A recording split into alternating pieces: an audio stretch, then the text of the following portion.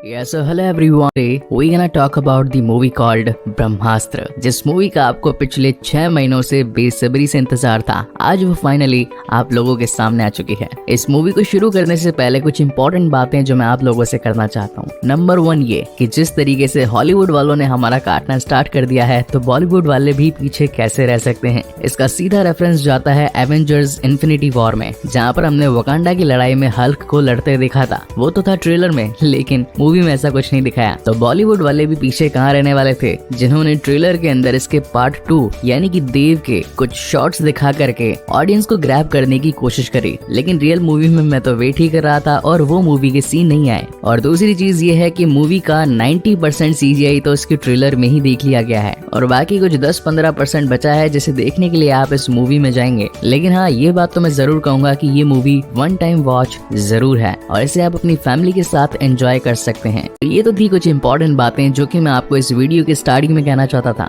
Now coming back to the main story, जिसकी शुरुआत में अमिताभ बच्चन की नरेटिंग वॉइस में हमें ये पता चलता है कि आज से सदियों पहले भगवान को खुश करने के लिए कुछ ऋषि मुनियों ने बहुत सारा जाप किया, उन्हें याद किया, जिसकी वजह से भगवान शिव ने आकर उन सभी को वरदान दिए। उन वरदान में कुछ अस्त्र थे, किसी को वानर अस्त्र मिला, किसी को नंदी अस्त्र मिला, किसी को जल अस्त्र तो किसी को अग्नि अस्त्र। और अब इस पूरे ग्रुप को नाम दिया गया ब्रह्मांश, ब्रह्म का अंश यानी कि ब्रह्मांश। सदियों दर सदियां ये ग्रुप आगे बढ़ता गया और ये अस्त्र भी आगे आने वाली पीढ़ी को ट्रांसफर होते गए। मगर उन अस्त्रों में एक अस्त्र ऐसा था जो कि था ब्रह्मास्त्र, देवों का देव अस्त्र। इसमें इतनी ताकत थी कि इसकी ताकत को कोई भी काबू नहीं कर पा रहा था। इसलिए सभी ऋषि मुनियों ने अपनी पावर्स को इकट्ठा करके इस अस्त्र को एक छोटे से गोल पत्थर में डाल दिया। लेकिन इस पत्थर को पाने के लिए उनके ही ग्रुप में से एक विभीषण पैदा हो गया। अब ये कहानी मैं आपको आगे कंटिन्यू करूंगा। यहाँ से कहानी आती है प्रेजेंट टाइम में, जहाँ पर हम एक साइंटिस्ट को देख पाते हैं जिनका रोल प्ले किया है none other than Shahrukh Khan ने। इस मूवी में इस कैरेक्टर का नाम है मोहन। हम व्यूअर्स को यहाँ पर ये पता चलता है कि ब्रह्मास्त्र की शक्ति को काबू करने के लिए जिस पत्थर में उसे डाल दिया गया था, अब उस पत्थर को कोई हासिल ना कर ले, इसलिए उसे 3 भागों में डिवाइड कर दिया गया। और उन्हीं टुकड़ों में से एक टुकड़ा मोहन के पास भी था, लेकिन उसे लेने के लिए कुछ गुंडे वहाँ पर पहुंच जाते हैं जिनका नाम होता है जोर और रफ्तार। मोहन उस ब्रह्मास्त्र के पहले टुकड़े को छिपाने के लिए अपने खून का इस्तेमाल करता है। हमेशा उस्ताद के खून से ही ब्रह्मास्त्र का टुकड़ा अपने असली रूप में आ पाता था। तो यहाँ पर मोहन उसे एक दूरबीन में बदल देता है। अभी शिकारी उसे ढूंढने में अपना काफी वक्त लगा देते हैं, मगर वो इन्हें नहीं मिलता। और एट द एंड बारी आती है मोहन को टॉर्चर कर उससे सच उगलवाने की। लेकिन मोहन के पास था वानर अस्त्र, जो कि हर बार उछल कूद करके अपनी जान को बचा सकता था। और वहीं से कूद के मोहन अपनी जान को बचा करके निकल जाता है। और जब थोड़ी देर बाद में वापस आता है, उसे ये लगता है कि शायद अब सब कुछ शांत हो चुका होगा। लेकिन यही उसकी सबसे बड़ी गलती थी, क्योंकि इस वक्त पहुंच चुकी थी उन दोनों शिकारियों की बॉस जुनून, जिसके पास में अग्नि अस्त्र की ताकत थी। वो उसे अपनी शक्तियों से अनकॉन्शियस कर देती है और सब कुछ सच पूछने लगती है कि आखिर बाकी के 2 टुकड़े कहाँ पर हैं, जिनमें से दूसरा टुकड़ा बताया जाता है कि काशी में अनीश शेट्टी के पास है और तीसरा टुकड़ा हिमाचल में गुरु के पास है। अभी गुरु कौन है, जुनून उससे ये पता लगा पाती, लेकिन इससे पहले ही मोहन अपने कॉन्शियस माइंड में आ जाता है और अपनी जान दे देता है, ताकि ये राज भी उसके साथ हमेशा के लिए दफन हो जाए। जिसके बाद कहानी आती है इस मूवी के लीड कैरेक्टर शिवा पर, जो कि पेशे से एक डीजे होता है। और आज दशहरे का दिन था, जहाँ पर उसने अपने म्यूजिक से सभी को नाचने पर मजबूर कर दिया। और वहीं पर शिवा की नजर उसकी हीरोइन आलिया भट्ट यानी कि ईशा पर जाती है। पहली नजर में ही इन दोनों को प्यार हो जाता है और शिवा से ढूंढने के लिए गली गली फिरता रहता है। साथ ही कहानी में ये ट्विस्ट भी था कि शिवा को जो भी इंसिडेंट्स मोहन के साथ हुए, वो सब कुछ लाइव टेलीकास्ट दिख रहे थे, क्योंकि मोहन ने मरने से पहले ये कहा था कि जिस शक्ति को तुम लोग चुराने आए हो, तो शक्ति को बचाने वाला भी पैदा होगा, और वो इस दुनिया में आ चुका है। यानी कि इनडायरेक्टली वो था शिवा। इसी तरीके से कुछ दिन निकल जाते हैं और एक बार माँ दुर्गा की पूजा होने वाली होती है। और जब शिवा वहाँ पहुँचता है तो उसकी मुलाकात ईशा से होती है और इन दोनों की फ्रेंडशिप और ज्यादा गहरी हो जाती है। इसी दौरान शिवा अपना पास्ट भी बताता है कि बचपन में ही मेरे माता पिता गुजर गए। जब मैं 1 साल का था तब इस घर में आग लगी थी और मेरी माँ उसी में चल बसी, लेकिन जाने से पहले वो मेरे लिए एक गिफ्ट छोड़ गई, जो कि था एक शंख। इन दोनों की ही बातें चली रही थी और तभी शिवा को विजन्स आने लगते हैं कि किस तरीके से जुनून ने मोहन को टॉर्चर किया और मोहन ने अपनी जान कुर्बान कर दी। और अब जुनून का दूसरा निशाना था अनीश शेट्टी, जो कि इस वक्त काशी में है। अनीश की जान बचाने के लिए शिवा तैयार हो जाता है, लेकिन तभी उसे ईशा कहती है कि वो भी उसके साथ चलेगी। जिसके बाद ये दोनों ही अपनी जर्नी काशी के लिए स्टार्ट कर देते हैं और यहाँ पर इस मूवी का one of the best song भी आता है, केसरिया तेरा इश्क है पिया।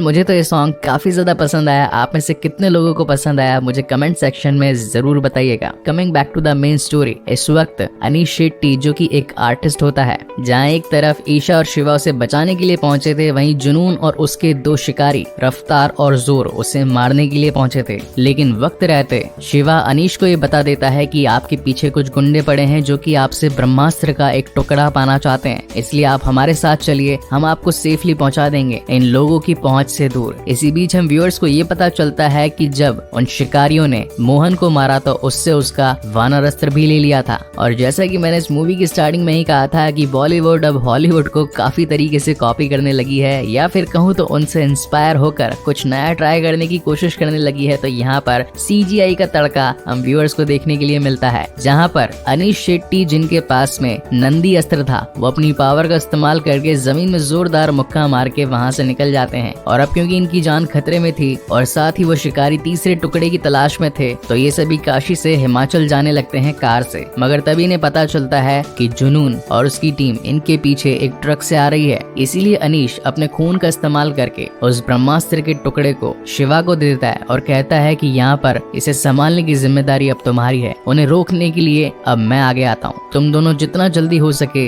गुरु के पास पहुँचो और याद रखना ये टुकड़ा उनके पास कभी नहीं लगना चाहिए। जिसके बाद आता है इस मूवी का एक और one of the best CGI scene, जहाँ पर हमारे अनीश शेट्टी जी नंदी अस्त्र की ताकत से उनके ट्रक को एक जोरदार टक्कर दे देते हैं और उनका ट्रक खाई में गिर पड़ता है। लेकिन उससे पहले जुनून और जोर ने अपने ऊपर कवच अस्त्र लगा लिया था, इसी वजह से उनका ट्रक गिर जाने पर भी उन्हें कोई नुकसान नहीं पहुंचता। जहां एक तरफ शिवा और ईशा अपनी BMW कार से गुरु के पास पहुंचने की कोशिश करते हैं, वहीं दूसरी तरफ वानर अस्त्रधारी रफ्तार उनके पीछे पड़ चुका था। यहाँ पर हमें एक जबरदस्त कार चेजिंग सीन दिखाया जाता है, जहाँ पर रफ्तार उनसे वो ब्रह्मास्त्र का टुकड़ा लेने की कोशिश करता है, लेकिन ये दोनों कैसे तैसे करके अपनी जान बचाकर गुरु के आश्रम तक पहुंच जाते हैं। इन दोनों को ही लग रहा था कि इन्होंने रफ्तार को पीछे छोड़ दिया, मगर ये इनकी सबसे बड़ी गलती थी, क्योंकि वहाँ पर रफ्तार आकर ईशा को पकड़ लेता है और उसे खत्म करने वाला होता है। लेकिन इसी बीच शिवा का भी अग्नि अस्त्र ऑन हो जाता है और वो अपनी ताकत से रफ्तार को वहीं पर जलाकर खाक कर देता है। ये सारा इंसिडेंट्स दूर खड़े गुरु देख रहे थे, जिसके बाद वो उसे अपने घर में लेकर आते हैं। और यहाँ पर सोते सोते शिवा को अपने फ्लैशबैक आ रहे थे कि कैसे बचपन में उसके घर में आग लग गई और उसकी माँ उसी में जलकर मर गई। मीनवाइल जुनून अपने बॉस के पास जाकर और ज्यादा शक्तियां मांगती है और बताती है कि इस वक्त हमारे पास में मोहन का वानर अस्त्र था, मगर उसे एक लड़के ने जलाकर खाक कर दिया। लेकिन हमने अनीश से उसका नंदी अस्त्र भी ले लिया और साथ ही अब हमारे पास ब्रह्मास्त्र का एक टुकड़ा भी है। आपको जो ब्रह्मास्त्र चाहिए वो मैं आपको ला कर दूंगी, लेकिन उसके लिए आपको मुझे थोड़ी सी और पावर देनी होगी ताकि मैं उन लोगों से एक तगड़ा मुकाबला कर सकूं। अब जुनून का बॉस वही शख्स है जिसने ब्रह्मांश की टीम से गद्दारी करके उस ब्रह्मास्त्र को पाने की कोशिश करी थी। यहाँ सीन शिफ्ट होता है गुरु के आश्रम में और यहाँ पर ब्रह्मांश के सभी लोग आ जाते हैं जो कि अपनी शक्तियों से इस होने वाली दुर्घटना को रोकने की कोशिश करते हैं कि आखिर ये सब कुछ इन लोगों के साथ भी क्यों हो रहा है, क्योंकि इन्हें भी विजन्स आ रहे थे। तब तक शिवा की नींद भी खुल चुकी थी और वो ईशा को देखकर उसके गले लग जाता है, क्योंकि एक दिन पहले उसने जिस आग का इस्तेमाल करके रफ्तार को झुलसा दिया था, उसे लग रहा था कि ईशा भी कहीं उसमें जख्मी ना हो गई हो। तभी वहाँ पर 5 और स्ट्रेंजर्स आ जाते हैं और ये सभी एक बोट में आकर बैठ जाते हैं, क्योंकि इस आश्रम में नेटवर्क सिर्फ इस बोट पर ही आता था। जब शिवा घर के अंदर जाता है तो गुरु यानी कि अमिताभ बच्चन शिवा को बताते हैं कि अब तुमने अनजाने में एक ऐसी लड़ाई शुरू कर दी है जो कि इस पूरी दुनिया का रुख पलट सकती है। आज से सदियों पहले ऋषि मुनियों ने भगवान का जाप करके उनसे कुछ अस्त्र लिए, मगर उन अस्त्रों में से एक अस्त्र जो कि बहुत ही बड़ा और सबसे ज्यादा ताकतवर था, यानी कि ब्रह्मास्त्र, उसकी ताकत को कोई काबू नहीं कर पा रहा था। इसीलिए हम सभी ऋषि मुनियों ने उस ताकत को शांत करने के लिए एक पत्थर में डाल दिया, मगर उस पत्थर को पाने के लिए हम ही में से एक ऋषि जिसका नाम था देव, वो उसे पाने के लिए अपनी जान तक कुर्बान कर सकता था। अब उसे वो अस्त्र कहीं मिल ना जाए, इसीलिए उस अस्त्र को 3 भागों में डिवाइड करके देव को खत्म कर दिया दिया गया ताकि ब्रह्मास्त्र का उपयोग न हो पाए, क्योंकि अगर ऐसा हुआ तो ये पूरी दुनिया खत्म हो जाएगी। जिस पर शिवा कहता है कि ये लड़ाई आप लोगों की है, आप लोगों के पास में पावर्स हैं और आप लोग ही इसे कंट्रोल कर सकते हैं। मेरे पास में कोई ताकत नहीं है और ना ही मैं आपकी इस लड़ाई में आना चाहता हूँ, इसलिए मुझे यहाँ से जाने दीजिए। लेकिन गुरु का कहना था कि क्या तुम्हें वो विजन्स नहीं आते? क्या तुम्हें हर किसी की मौत होने पर उसका लाइव टेलीकास्ट नहीं दिखता? क्या तुम्हें अपनी बचपन की यादें नहीं सताती कि आखिर क्यों आंख से जलकर तुम्हारा परिवार खत्म हो गया? अगर इन सब बातों की सच्चाई जानना चाहते हो तो मेरे साथ मिल जाओ। जिसके बाद शुरुआत होती है शिवा की ट्रेनिंग की और वो अपने 5 दोस्तों के साथ मिलकर अपनी पावर्स को जगाने की कोशिश करता है। उन 5 लोगों में किसी के पास सर्प अस्त्र था तो किसी के पास कवच अस्त्र, किसी के पास वायु अस्त्र था तो किसी के पास में धरती अस्त्र और एक के पास था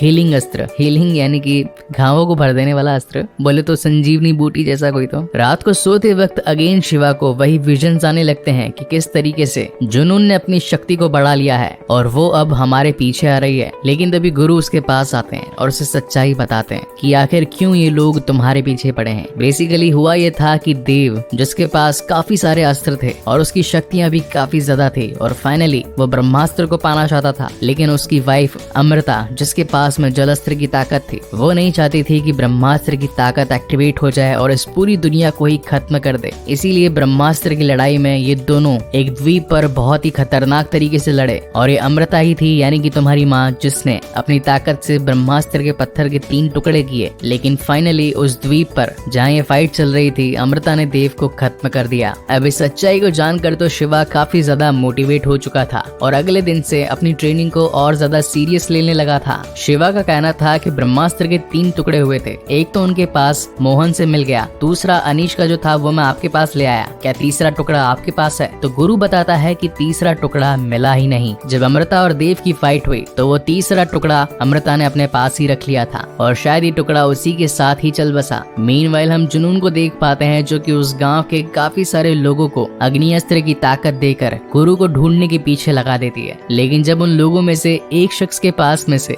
शिवा उसका अस्त्र पहनता है तो वह सीधा देव से कनेक्ट हो जाता है और उसे पता चलता है कि देव और कोई नहीं बल्कि उसके पिता ही थे। उनके पास में थी अग्नि अस्त्र की ताकत और यही वजह है कि शिवा आग से कभी जल नहीं पाता और आग को काबू कर लेता है। लेकिन यहाँ पर कहानी में ट्विस्ट ये था कि जब शिवा उस अग्नि अस्त्र की ताकत से देव से कनेक्ट हुआ था तो देव ने जो ताकतें जुनून को दी थी, उन्हीं ताकतों की वजह से जुनून को शिवा और साथ ही गुरु की लोकेशन का पता चल गया था। जिसके बाद रात को होती है एक जोरदार CGI वाली फाइट जहाँ पर जुनून अपनी पूरी टीम के साथ पहुंच चुकी होती है गुरु के आश्रम में। अब यहाँ पर गुरु और उसकी टीम, वहीं पर जुनून और उसकी टीम, इनके बीच में एक घमासान युद्ध होता है। हर कोई अपनी पावर्स को दिखाकर जुनून को हराने की कोशिश कर रहा था। उनकी चलती लड़ाई में ईशा भी पहुंच गई थी। अब ईशा को कहीं कुछ हो ना जाए इसी वजह से शिवा उसके इर्द गिर्द एक अग्नि चक्र बना देता है। लेकिन तभी कहानी में एक और ट्विस्ट आता है। मौनी अपनी जलास्त्र की ताकत से बारिश कर देती है और शिवा ने जो अग्नि चक्र बनाया था उसे ध्वस्त कर देती है।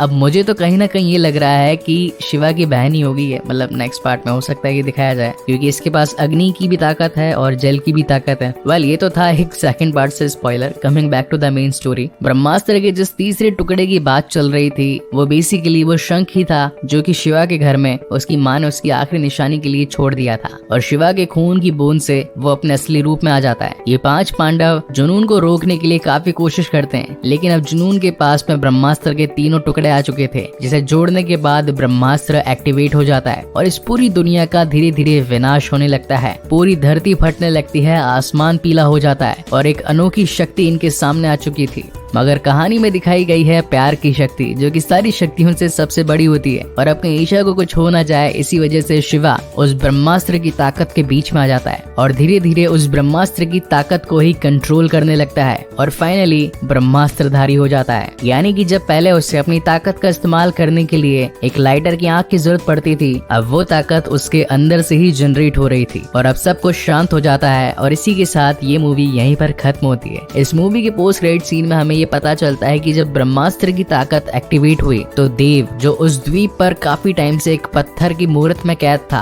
वो भी आजाद हो चुका था। और इसी तगड़े सस्पेंस के साथ ब्रह्मास्त्र का शिवादा पार्ट 1 यहीं पर खत्म होता है। सो गाइज, आपको ये वीडियो कैसा लगा प्लीज मुझे लाइक और कमेंट करके जरूर बताइएगा। और अगर पहली बार इस चैनल पर आए हैं तो इसे सब्सक्राइब जरूर कीजिएगा, क्योंकि इसके बाद मैं एक और बेहतरीन मूवीज आप लोगों के लिए लाने वाला हूँ। सो तब तक के लिए keep watching and stay safe. मिलते हैं अगले वीडियो में।